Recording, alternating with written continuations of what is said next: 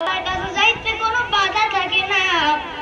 ফেরেশতারা বাধা দিতে যায়, আল্লাহ কয় ফেরেশতারা বাধা দিস না, এলো অন্য কারোর দোয়া নয়, এগুলো আমি আমার মায়ের দোয়া। এই জন্য মায়ের কাছ থেকে দোয়া নেবেন, মার সাথে কেউ বেয়াদবি করবেন না।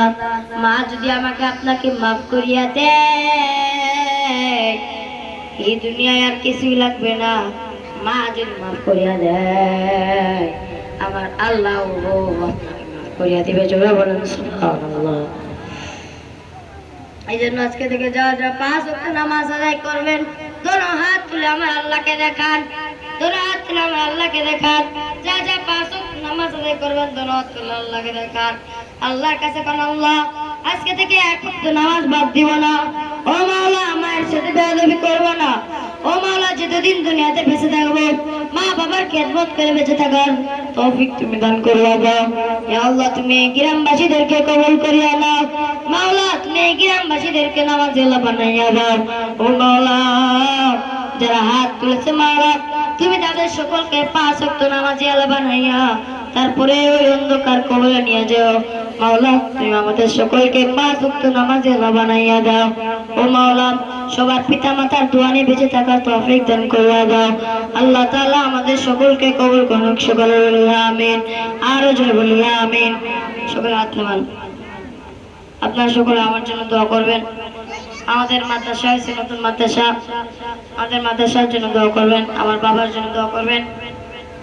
আল্লাহ তাআলা যেন আমাকে দিনে একটা হক্কানা আলেম হিসেবে কবুল করে।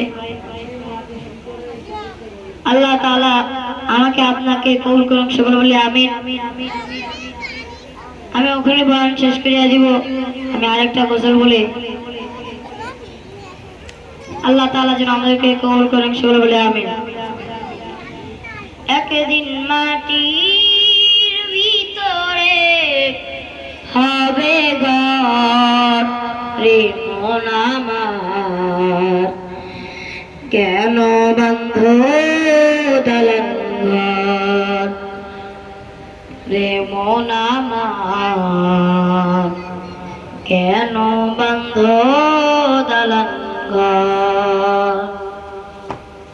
একদিন মাটির ভিতরে হবে ঘর রে মন আমার, কেন বন্ধ দালান ঘর রে মন আমার, কেন বন্ধ দালান ঘর।